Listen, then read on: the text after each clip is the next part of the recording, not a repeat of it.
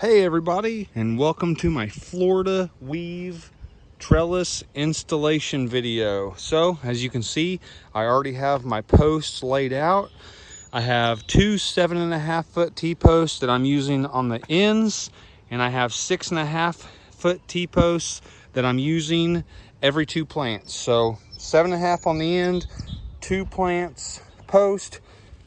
Here, 3 plants because I squeezed it in a little tighter, post, 2 plants post, 2 plants post, 2 plants post, 2 plants post. Now I'm gonna throw her in time lapse and you're gonna watch me install these T-posts with this T-post pounder. So let's get to pounding them posts. Before we do that, how about we grab a few of these delicious looking blackberries, eat them up.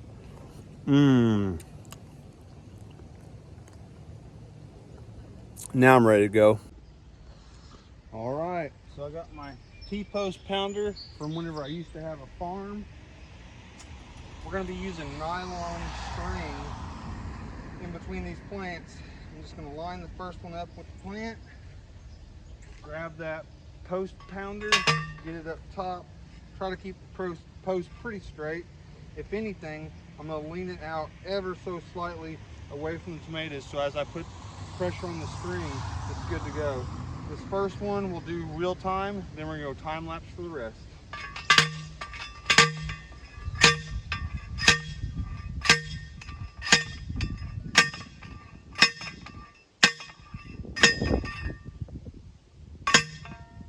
There we go.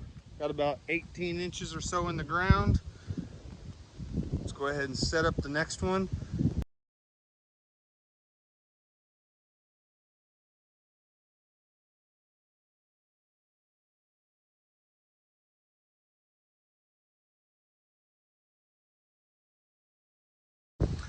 That took me 2 minutes and 34 seconds to install all those T-posts. A little sweat equity went a long way. The 7.5 footers were $4.97. The 6.5 footers were like $4.22. So just call it $4 on the ends. So that's 8. We'll call it 5 on the others, so 25. So we're looking at 33 bucks for the post. We'll be able to use these for 10, 20 years, no problem. So then I just got the nylon string. We're gonna go through and get these tomatoes strung up, weaving back and forth, both directions. We're gonna go ahead and get one string ran for the base today, and then we're gonna run a secondary string because some of these are already up high enough where they need 2 strings. So we'll get that done and we'll get everything watered in. And wow, oh wow, looky here. More delicious ripe blackberries. Let's go. I got more blackberries in a Walmart distribution center. Yee yee! So there's 2 kinds of twine that I like to use in the garden. This thistle twine. It's a natural fiber. I use it for my blackberries because every year I'm having to get in the blackberries and rip out the old canes. It's really handy. I know it's going to break down. It's not going to be hard to fight when I'm ripping out the canes next year. But for this application for tomatoes, I'm going to use this nylon utility twisted cable or twisted twine because I do not want these tomatoes getting too tall and falling over mid-season. It'll be easy to remove. It's not going to be a big deal, but it's going to ensure that my tomatoes do not fall over. So this is what I'm using. I'm going to go ahead and open it up and we're going to start tying it off. I'm going to show you how we do this. I'll show you one section and then I'll go ahead and put it in time lapse and I'll do the rest.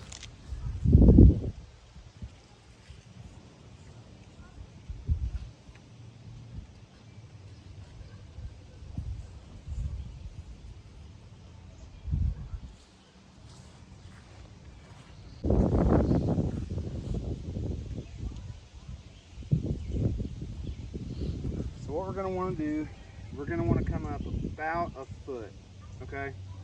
We're going to tie a really good knot over here.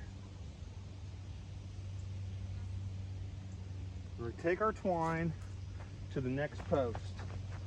We're going to weave around one side of this tomato and then come back around the other side.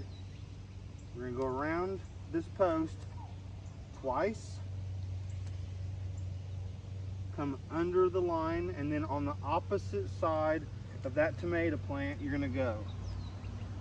And you're basically going to be clamping that tomato plant in between the strings.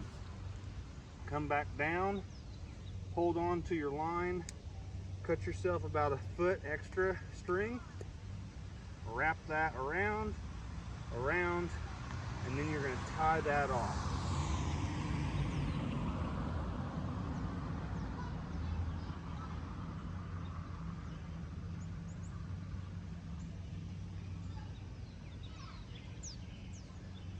I like to do them one section at a time like this.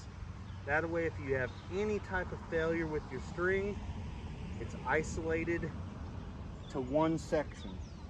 If you want to do 2 sections per string, you can, but keep in mind the more sections of T-posts that you do, the more you're leaving yourself open to the possibility of failure, based on the fact that you never know when a plant could fall over or something of that nature. So that's all there is on the Florida weave system. I hope this was helpful. I hope this is a technique that you try in your garden. Drop any comments if you've tried the Florida weave or if you like to do something different. From my garden to yours, let me now put it in time lapse and we'll knock out this row.